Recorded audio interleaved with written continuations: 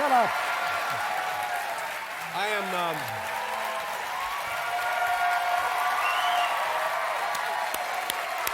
I'm so happy to see you.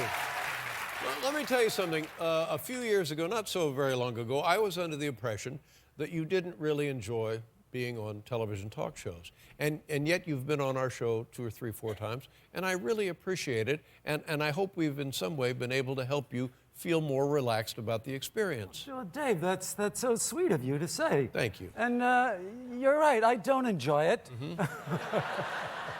No, of course, I like it occasionally. Yeah. You know. Well, now you really have something big to talk about. This Broadway, it's your debut on Broadway, right? Not only are you starring in this, but you have written the play. Tell us how this came together. I really did it this time, Dave. What happened? I really got myself in a pickle.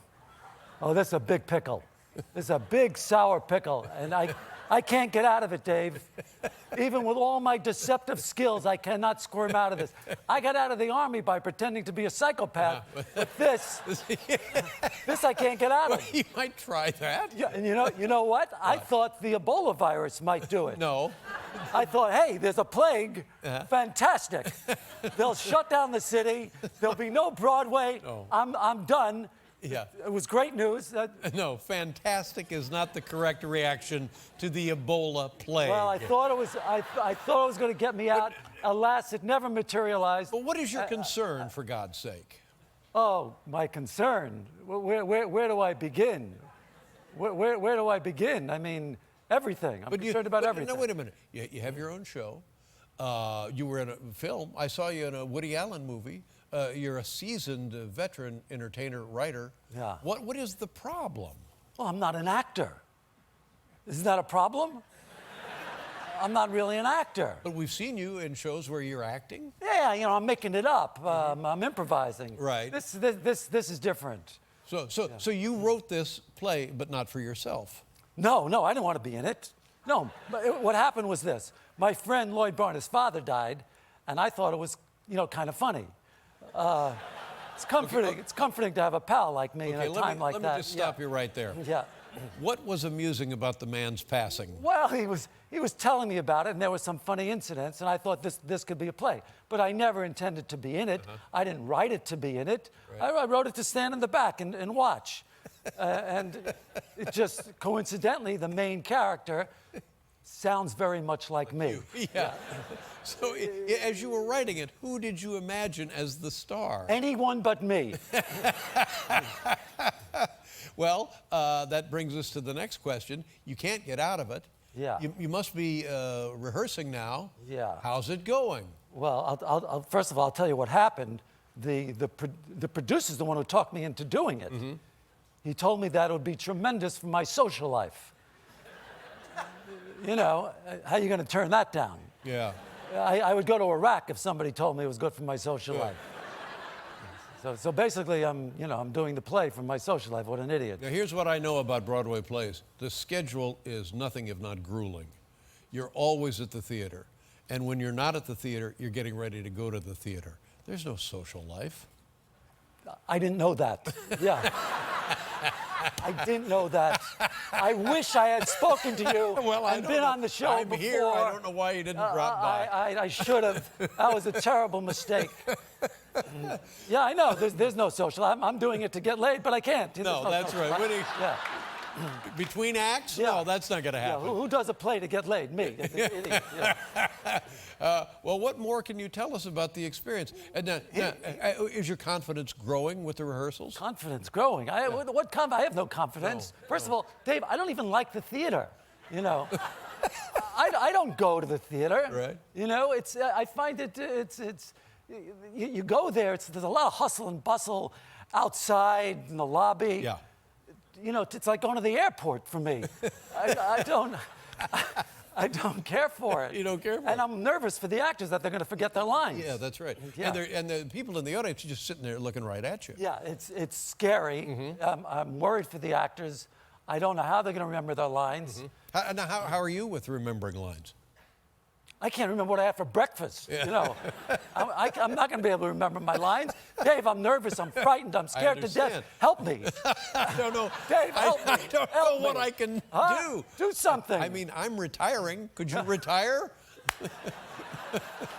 Just announce your retirement and we'll leave together. Oh, if only. Now, in the end of the play, do you die? I don't want to give it away, but I don't. You don't? No. I was going to say, if you do die in the end of the movie, move it up to the first act. Dave. Then you That's good. Yeah. get to go. Good. You're at Sardi's. Yeah. Larry, where are you living while you do the play? Or do you have a home here? Dave, just before we leave the play, I just have one thing Sure. to say to you, Yeah. okay? There's one request. Yeah. And I have tremendous respect for you. I love you. And Well, I love you as well. yes, but don't come. No, I'm coming. No, don't. Paul and I are coming. I don't know. You're No, not Paul coming. and I are coming. You're not coming. First of all, you have a very distinctive laugh. I know you laugh. No, Paul I'm and going to hear you laugh. I'm going to go, oh, Dave's in the Yeah, Dave's audience. in the audience. What's Dave doing here? Oh, I wonder if Dave's enjoying the show. Well, if I'm laughing, of course I'm enjoying Well, I'm the going show. to lose my focus. I'm going to think, what you know, did Dave bring a snack? What kind of snack did Dave bring? Is Dave going to go to the bathroom at intermission? You know, I'm just going to, all my focus will be gone.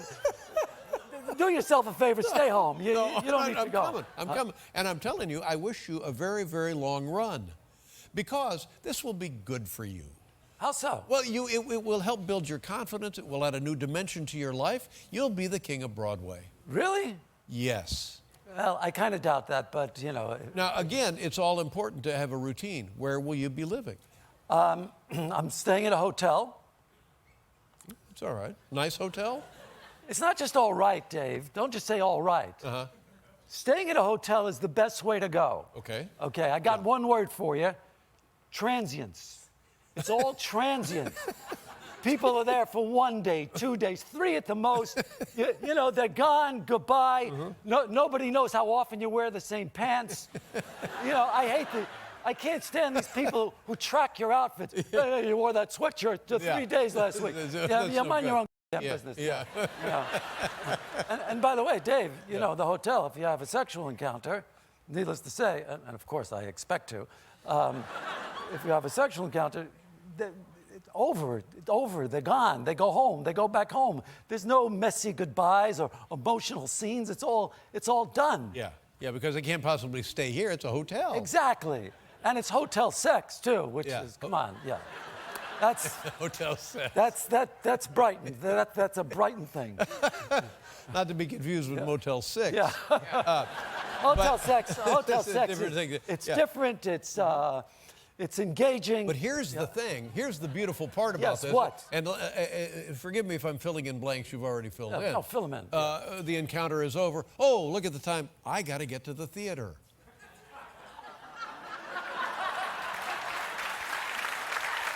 You know what I would do?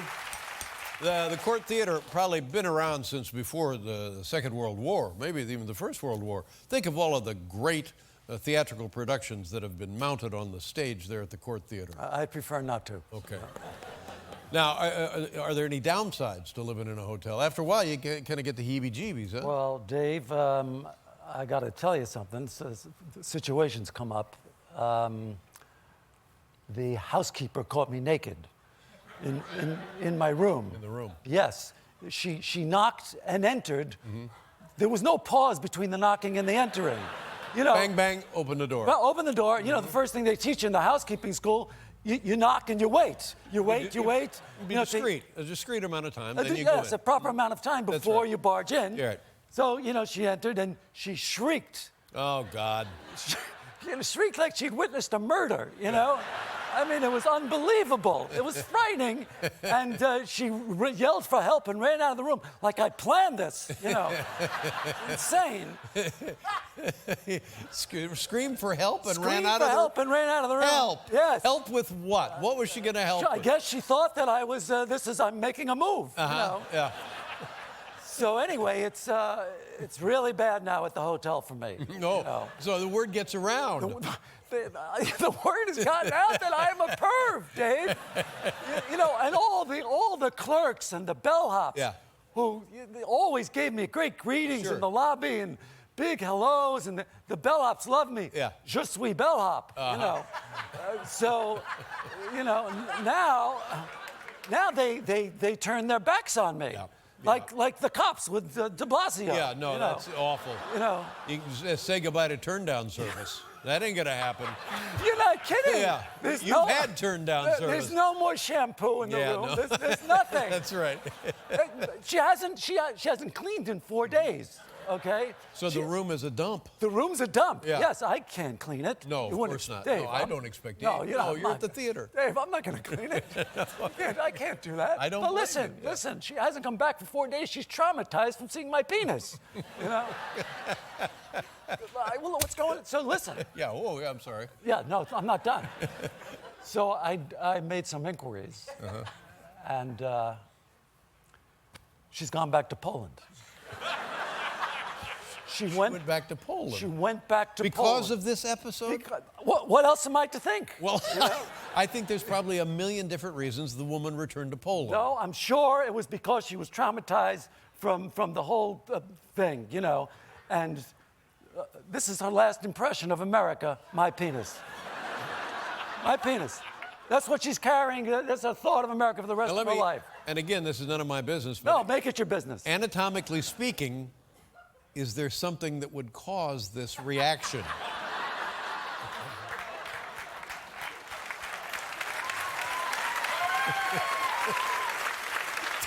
that the woman actually returned to Poland. Wow. You know, I don't want to brag. I don't know. Don't know. No, I don't It's know. not for you to say. No. I'm a Let's let modest it go. fellow. I'm All a right, modest sure. fellow. Yes, you're the soul of discretion. Well, now listen. Fish in the Dark at the Court Theater. Paul and I will be there opening night. No, we're going to be there You're not opening. coming. No, we're coming. Laughing, We are coming. enjoying. Yes, yes. everything. Yeah, and you'll know we're there. Don't laugh. I know you laugh. I don't want to hear it. No, I'll be laughing. Previews begin February 2nd, opens March 5th. It's going to run forever, ladies and gentlemen. Larry David, good luck, my friend. Nice job. Good to see you.